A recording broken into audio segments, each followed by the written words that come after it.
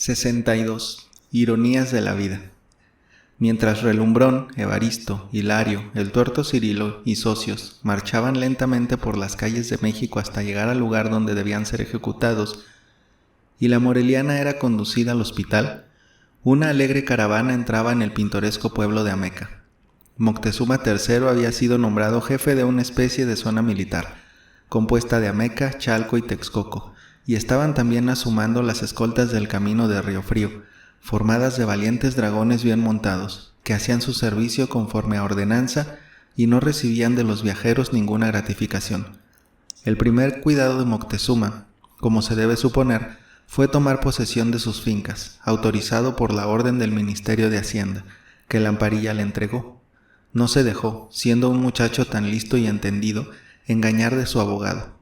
Le consiguió, en pago de sus servicios, el magnífico rancho de Tomacoco, y él, doña Pascuala y Espiridión, que consideraba como si fuesen de su familia, quedaron dueños y señores de los bienes. Doña Pascuala, ya rica, quiso premiar el señalado y oportuno servicio que le hizo Jipila prestándole su dinero y le hizo donación por escritura pública del rancho de Santa María de la Ladrillera. Cecilia cedió el puesto de fruta a sus dos Marías, y cumpliendo su palabra, dio sus disposiciones para casarse con el licenciado Lamparilla, el que, demasiado vivo para complicarse en los malos negocios de Relumbrón, aunque algo le pasaba por las narices, no tuvo más que dar ciertas declaraciones que en nada le comprometieron, y casi loco de gusto porque iba a llegar el suspirado día de unirse con la frutera, activó las diligencias matrimoniales y obtuvo la licencia para que lo pudiese casar el cura de Ameca. Todas estas personas se pusieron de acuerdo para hacer juntos el viaje.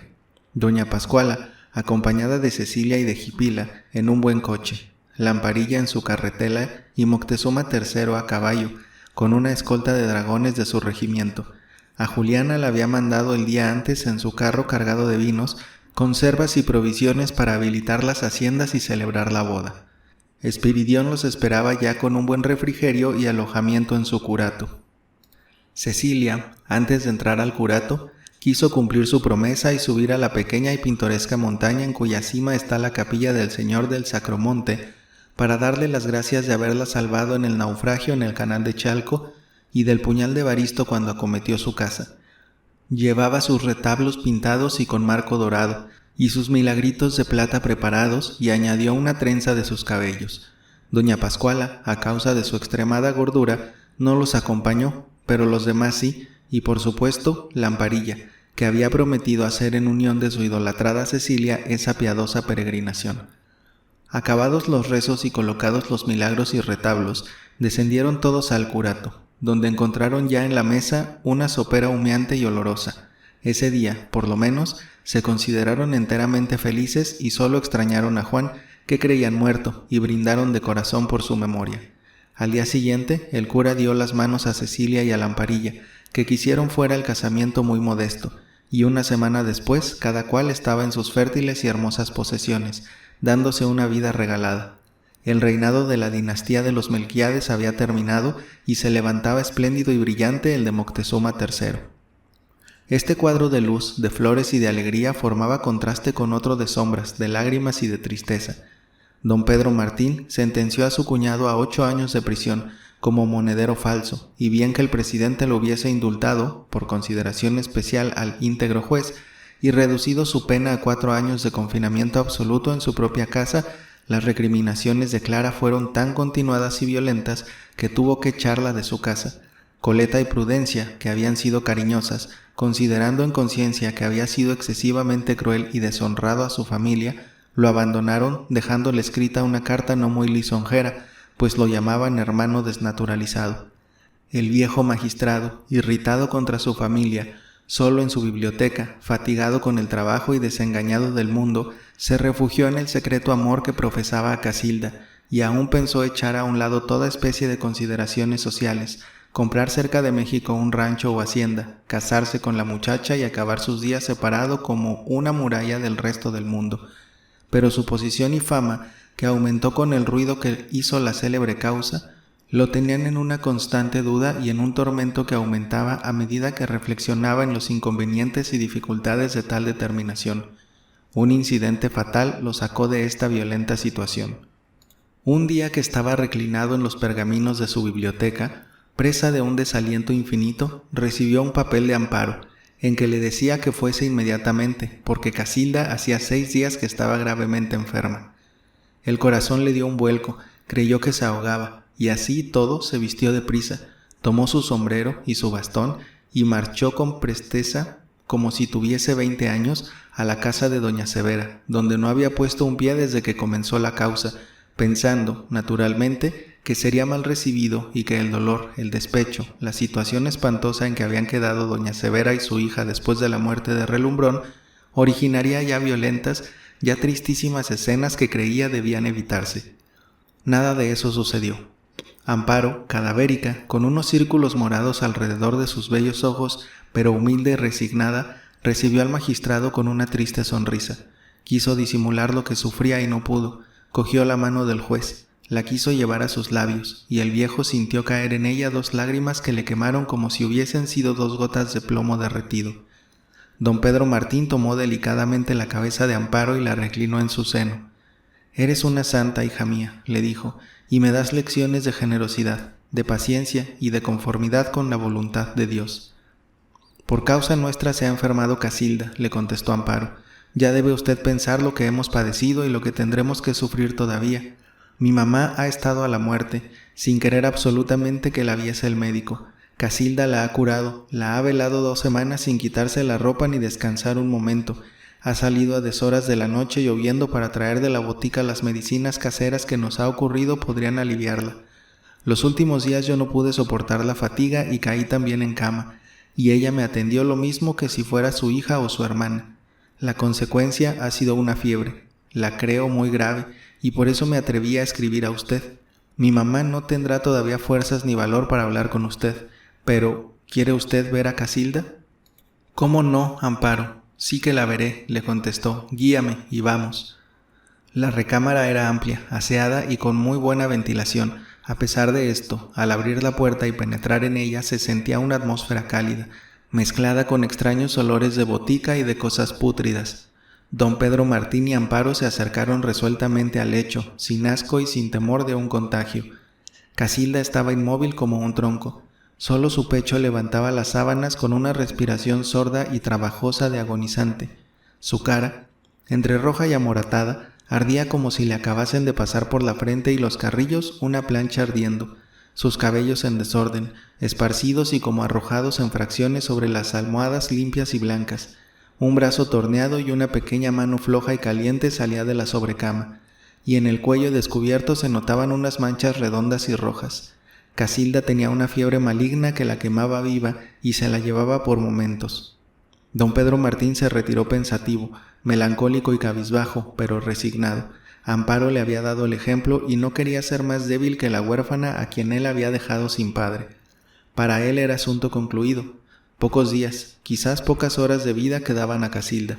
Con esta, muerta, se enterraban también. Las esperanzas y las ilusiones del viejo abogado y sus últimos años de vida serían de sombra y de duelo. Llegó a su casa, y fue entonces cuando se consideró algo feliz de estar solo y de que sus hermanas, que le servían de molestia, que espiaban sus acciones y que lo mortificaban por cualquier cosa, se hubiesen marchado. Formó entonces la resolución de darles una pensión, con tal de que no le volviesen a ver. Sentóse en su bufete y escribió a Amparo. «Desde este momento, buena, y diré mejor, santa niña, soy tu padre y tienes que obedecerme. Casilda no tardará en morir. Sal en el acto de esa casa maldita y ve a habitar con tu madre mi casa de San Ángel. Te envío a mi dependiente y en mi carruaje conducirá a ustedes al campo. Yo cuidaré de todo lo demás». Llamó a uno de sus pasantes de más confianza, le dio sus instrucciones y no hay para qué decir que al mismo tiempo envió médicos y enfermeras, proponiéndose él ir 10, 20 veces, si era necesario, a visitar a la enferma, con la intención, quizá un poco criminal, de que se le pegase la fiebre y tal vez muriese y fuese enterrado en compañía de la mujer que silenciosamente había amado tantos años. Tranquilo en la apariencia con estas disposiciones, se sentó en su poltrona. Dentro de 2 horas, que ya habrán salido de la casa doña Severa y Amparo, iré a ver a Casilda y no la abandonaré hasta que exhale el último aliento. Así, pensando y haciendo propósitos firmes de tener valor, fuerzas, resignación y también esperanzas de morir pronto, se quedó como aletargado en el sillón, pero no le duró mucho tiempo este fatigoso sopor. La criada vino a avisarle que un señor deseaba verlo con urgencia, y casi al momento asomó la cabeza por la puerta de la biblioteca el doctor Ojeda. Acababa de llegar de la hacienda del Saúz, con poderes amplios de Mariana, de Robreño y de don Remigio para arreglar los asuntos pendientes y que se cumpliese el testamento cuyo original tenía en el bolsillo. Contó el doctor con precisión y minuciosidad la curación milagrosa de Mariana, por medio de la influencia magnética que ejercía en ella la muchachita aventurera con que se había encontrado Juan la noche del robo de don Pepe Carrascosa, la invasión de los salvajes, la muerte del conde y el casamiento de Robreño, y cómo el nieto había quedado heredero de los títulos de nobleza.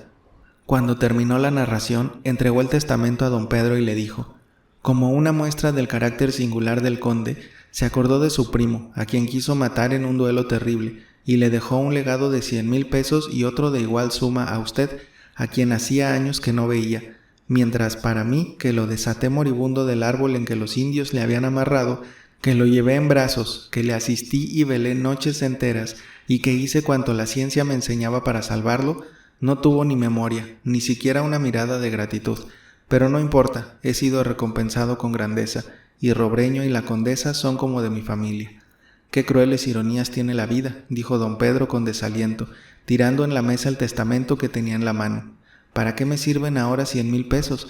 Mis hermanas se han marchado a casa de doña Dominga de Arratia, y esa mujer, a quien he servido años sin cobrarle honorarios, me ha puesto una carta llena de insultos. La huérfana desvalida, que era un dechado de virtud y un prodigio de hermosura, y digo que era, porque quizá habrá muerto ya, y yo, en las puertas del sepulcro, ¿para qué quiero 100,000 pesos? ¿Para qué los quiere el marqués del Vallalegre, que tiene más penas y desgracias que caudal? Pero así es la vida, doctor, y yo repararé la falta de memoria del conde, abandonando a usted todo o parte de ese legado.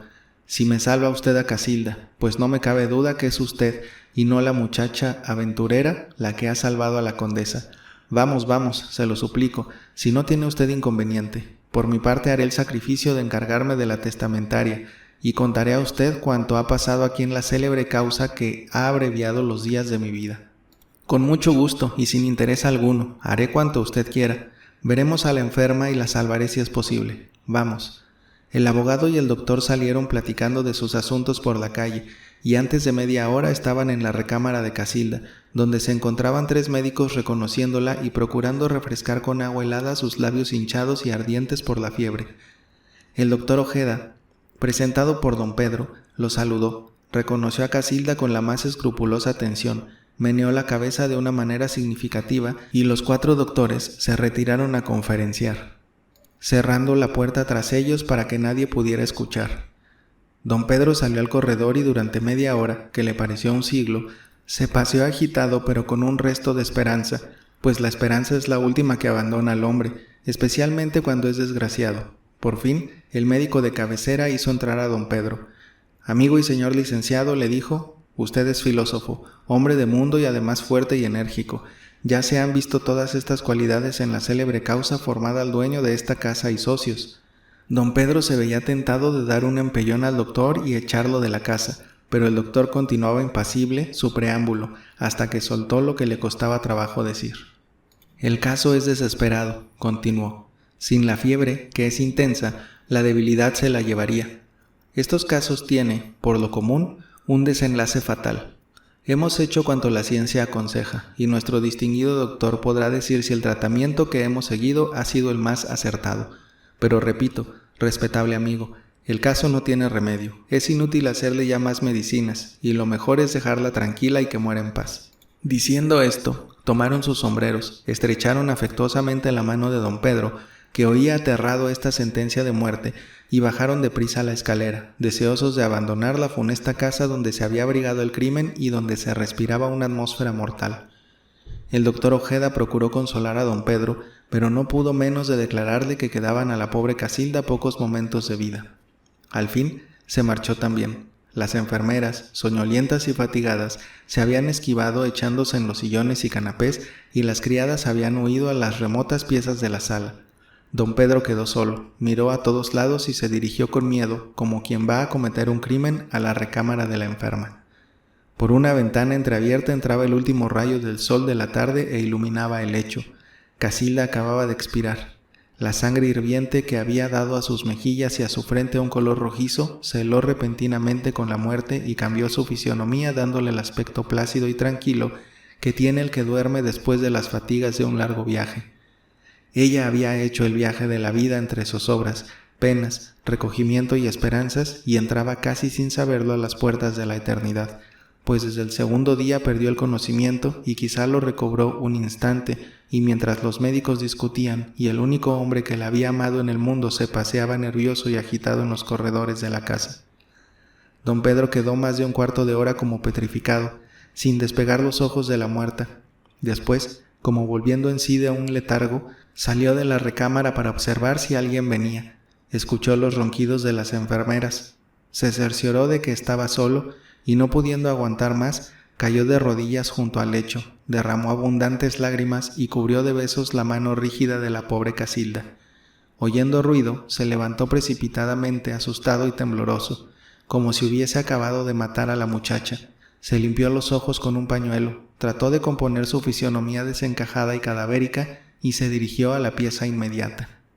Era una de las criadas que venía a ver si algo se ofrecía. «Murió ya», dijo don Pedro tratando de dar a su voz un tono tranquilo, y sacó un puñado de pesos de la bolsa. «Que compren cera, que las enfermeras la vistan con la mejor ropa, y que la velen y recen toda la noche. Volveré». Cuando entró en su casa era ya de noche y se encontró que le esperaba el marqués de Vallalegre, que no sabía nada de la enfermedad de Casilda ni de la traslación de la familia a San Ángel. Por más esfuerzos que había hecho, no lo habían querido recibir ni doña Severa ni Amparo, y la consigna era tan rigurosa que no había podido penetrar ni al patio de la casa. Desolado, sin saber qué partido tomar, ni qué hacer, ni cómo quedar bien con la familia desgraciada en su calidad de amante y de caballero, iba a platicar y a pedir consejo a don Pedro. Así, cuando supo la nueva catástrofe, se apresuró a decirle: «Por mis sentimientos puedo adivinar los de usted. En cierta edad, las pasiones son más fuertes y más violentas. Los jóvenes fácilmente se consuelan, y si pierden por la muerte o por cualquier otro motivo, como me ha sucedido a mí, una muchacha, a la vuelta de una esquina encuentran otra, pero nosotros nos encaprichamos en querer a una sola mujer, y no hay remedio». Don Pedro quiso negar y protestar, pero el marqués no lo dejó. «Nada, amigo mío», le dijo, «a mí me toca servir a usted, y hago poco en ello comparado con lo que usted me ha servido reponiendo mi fortuna aumentada con el legado del conde. Aquí tengo la carta en que me da la noticia el doctor Ojeda. ¿De qué me sirve ahora? Antes poco habría sido para rodear a Amparo con el lujo de una reina, pero ya hablaremos de eso. Por ahora, quede usted en casa reposando, que bien lo necesita, y yo me encargaré de todo. Hasta la vista». Y recobrando su actividad, distraído un momento de sus penas, salió, y en efecto dispuso lo necesario para el entierro de Casilda, que descansaba ya para siempre en su lecho con 4 gruesos cirios de cera que goteaban y chisporroteaban en la oscuridad, iluminando siniestramente las cabelleras negras y enmarañadas de las veladoras, que dormitaban reclinadas en los rincones tenebrosos de la recámara. Al día siguiente, a las 6 de la mañana, un ataúd revestido de terciopelo negro con galones de plata, conducido por 4 cargadores y seguido de un solo coche en el que iban silenciosos y cabizbajos don Pedro y el marqués, caminaba despacio con dirección al cementerio de Santa Paula. Allí estaba preparada la capilla, donde se celebró una misa de cuerpo presente, se rezaron las oraciones de difuntos y los 2 personajes, vestidos de negro, sombríos, mudos, andando y moviéndose maquinalmente, vieron con aparente calma regar el ataúd con agua bendita, colocarlo en el nicho y cerrarlo con ladrillos y mezcla, interponiendo esta débil pared entre la vida del mundo y la eternidad, a donde había volado el alma de la buena y hermosa Casilda. Don Pedro y el marqués, sin decir una palabra, entraron en el coche y regresaron a la ciudad.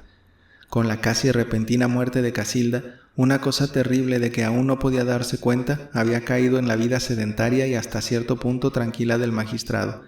Le parecía que la tierra estaba oscura, que el sol no calentaba ni alumbraba, que el mundo estaba hueco y que él bajaba constantemente a un abismo sin fin.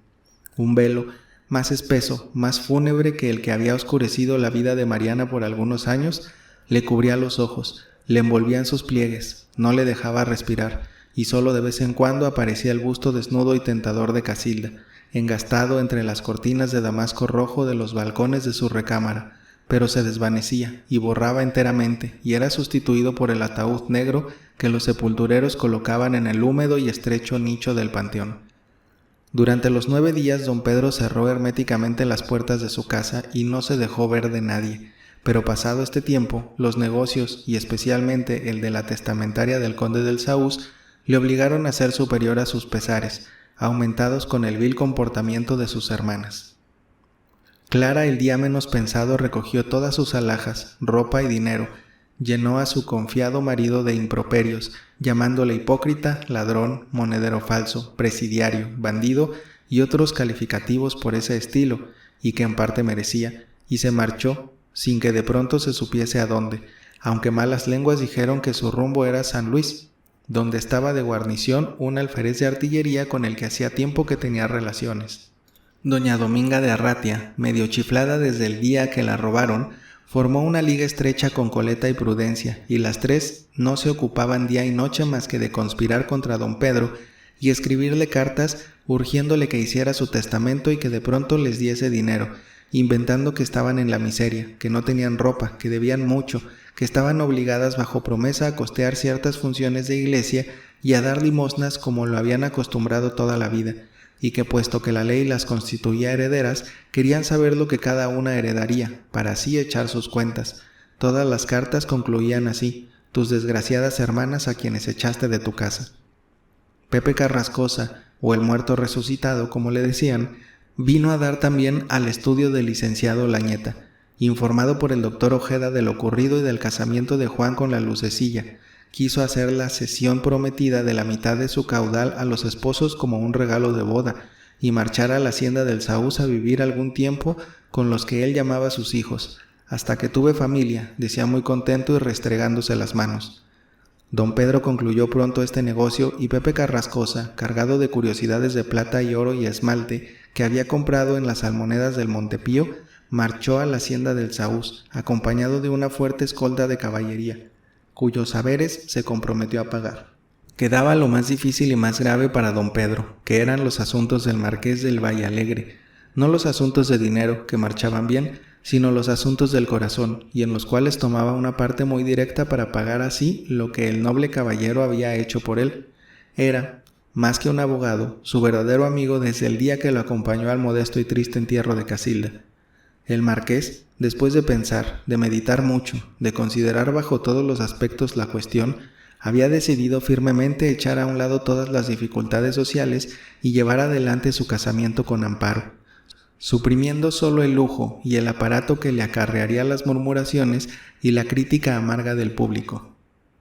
Fuerte con esta resolución y tranquilo hasta cierto punto, como se encuentra cualquier persona que sale de un estado penoso de duda y de indecisión, se dirigió a la casa de don Pedro, le comunicó sus ideas y le suplicó que lo ayudase e interpusiese su influencia con doña Severa y con Amparo.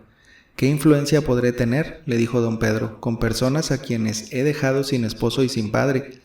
Ellas conocen bien, le contestó el marqués, que usted tuvo que cumplir con su deber, y cualquier otro juez habría hecho lo mismo. Las pruebas no dejaban duda de la culpabilidad de ese hombre desgraciado o maniático, cuyo crimen mayor ha sido deshonrar a sus 2 infelices mujeres que merecen el nombre de santas. Pero no importa, yo tengo el valor y la voluntad suficientes para volverlas a la vida social. Mi nombre y mi nobleza, nunca manchada, serán un escudo que las defenderá y las pondré a cubierto de la maledicencia. Estoy resuelto, y si no salimos bien del intento, haré de cuenta que una fiebre arrebató a Amparo y que Dios dispuso que fuere a acompañar a la pobre Casilda. Tendré valor como usted y me conformaré con la voluntad de Dios. Por más que don Pedro procuró disuadirlo y le hizo, hasta con cierta dureza, todo género de observaciones, no hubo modo de convencerlo, y convinieron en hacer el viaje a San Ángel y caer como de repente a la casa de las inconsolables y desoladas señoras que no se habían atrevido aún a abrir las ventanas que daban a la calzada, ni a salir siquiera a oír misa en la ermita cercana. A don Pedro no podían cerrarle la puerta, y como iba acompañado del marqués, entraron juntos, y fue Amparo la que los recibió en la puerta. La casa de campo de don Pedro estaba situada en la calzada o calle principal de Chimalistac, sombría y húmeda. Las recámaras tenían ventanillas que les daban poca luz y aire. Los muebles, no antiguos, sino viejos, forrados de percales oscuros con dibujos negros medio borrados y sucios. Los cielos rasos, mal pintados, no presentaban más que una aglomeración de manchas a causa de las goteras.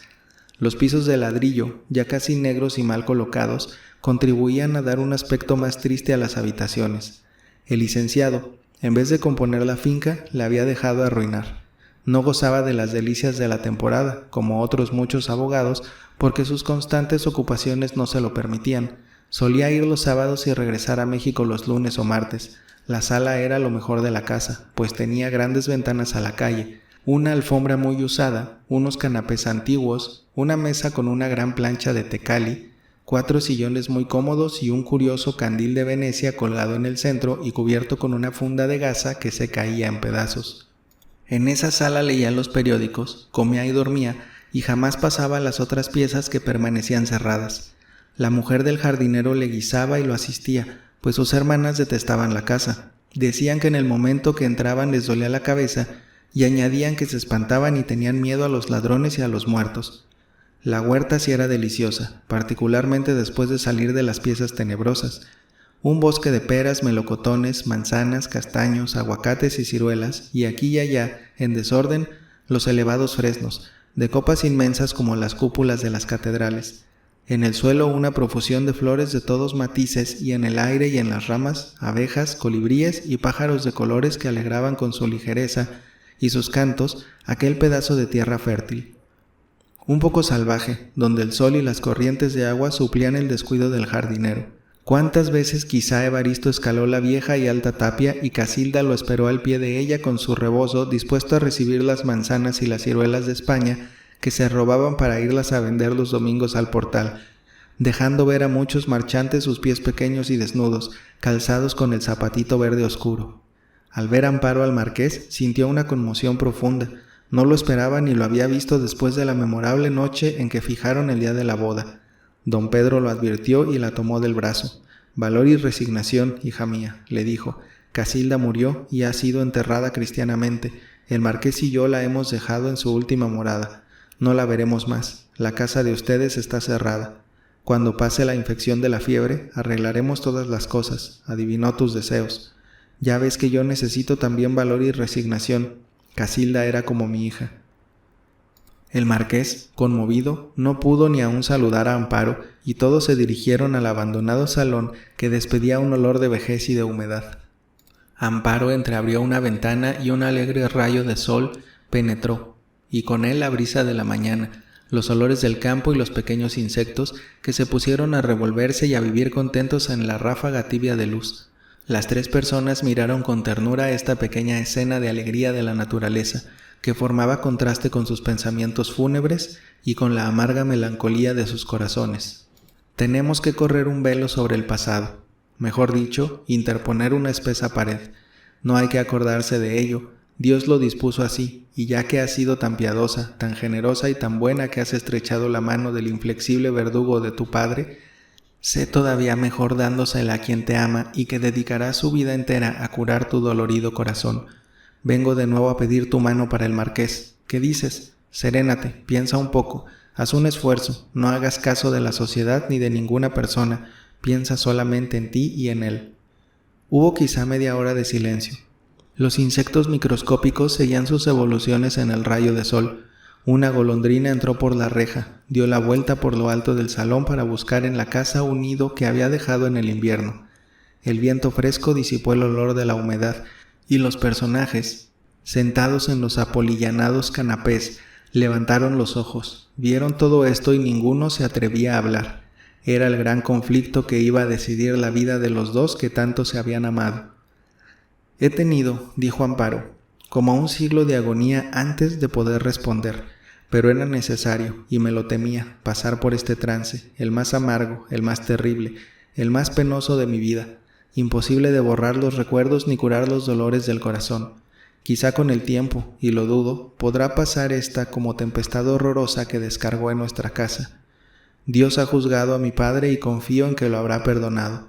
A mí no me toca más que respetar su memoria y guardar en mi alma el cariño que le tuve en vida. pero la mía está condenada a la tristeza, a la oscuridad, al retiro de toda sociedad humana, hasta que se olviden todas estas cosas increíbles y funestas. Casarme con el señor Marqués, continuó Amparo con una voz que denotaba sus ansias y el esfuerzo que hacía, sería hacerlo infeliz para el resto de la vida. Y mucho lo he amado y lo amo todavía para pagarle con una acción indigna, sí, indigna, que sería hacerlo partícipe de la ignominia que pesa sobre nuestro nombre. Qué dicha, qué alegría, qué paz doméstica podría yo proporcionarle, y cómo soportar ya una mala mirada, un desprecio, cuando, pasado algún tiempo, reflexionase que tenía por esposa a una mujer a quien era necesario ocultar de la sociedad, cambiarle el nombre, expatriarse a una tierra extranjera, sin esperanza de volver a la patria. No, no, de ninguna manera, no me pidáis cosas imposibles. No, no puedo, primero la muerte. Y Amparo, no pudiendo más, se cubrió el rostro con sus manos, se levantó con visible esfuerzo del canapé y entró en las solitarias y sombrías recámaras. Don Pedro y el marqués se quedaron estupefactos como clavados en los asientos. No hay esperanza, marqués, y no hay que insistir más. Amparo tiene razón. Este matrimonio no tendrá ni aún la luna de miel, sería un duelo eterno. Vámonos y pensemos en aliviar siquiera la infausta suerte que ha tocado a estas dos desgraciadas. Los dos amigos, más contrariados y pensativos de lo que entraron, salieron de la abandonada y vetusta casa de campo. Amparo y doña Severa no quisieron recibir nada de lo que pertenecía a Relumbrón y dispusieron que los muebles, coches y alhajas que no habían sido secuestrados porque pertenecían a ellas o estaban en su nombre, se vendiesen, dedicándose sus productos a limosnas, a familias pobres y a establecimientos de beneficencia. El marqués hizo un donativo a Amparo de 50,000 pesos y con esto y con los bienes propios de doña Severa, don Pedro les formó una renta para que pudieran vivir. Se fijaron en Celaya con el nombre de viuda e hija de don Agustín Santelices, fallecido en España y amigo y pariente cercano del marqués. Amparo no quiso entrar al convento ni salir fuera de la patria, y tuvo que conformarse con la precisa necesidad de cambiar de nombre y aceptar esta muerte civil, por no ser objeto del horror y del desprecio de las gentes que supiesen y recordasen el fin trágico de su padre. Allí, tristes, ignoradas y enfermas, ya de una cosa ya de otra, esperaron con resignación el momento del espanto final, que es la muerte. El marqués de Vallalegre logró en su familia la paz y el cariño, fingido tal vez, en cuanto les hizo saber que había prescindido completamente de Amparo y les regaló los 50,000 pesos restantes del legado del conde del Saúz. El doctor Ojeda, que había cooperado a todos estos arreglos y concluido satisfactoriamente los negocios de la condesa y sus amigos, dispuso hacer un viaje a París para estudiar las enfermedades nerviosas. El marqués aprovechó la oportunidad de un tan buen compañero y se marchó con él, decidido a dar la vuelta al mundo, a sacudir su fastidio y desembarazarse de sus pesares con las emociones y peligros de los viajes. Don Pedro Martín, muy triste, muy viejo y acabado, y muy rico, renunció a la magistratura, cerró definitivamente su bufete, se negó a recibir a sus hermanas por más ruegos y súplicas que le hicieron por escrito ellas y doña Dominga de Arratia, y no tenía más administración que hacer cada mes un viaje al pueblo de Ameca en compañía de Lamparilla, pasar un día en una hacienda y 2 o 3 en otra, complacido con el sincero afecto que le tenían Cecilia, doña Pascuala y Moctezuma III, que con su alegría, ocurrencias, buen humor y sabrosa cocina le hacían olvidar a ratos la letal tristeza que lo consumía.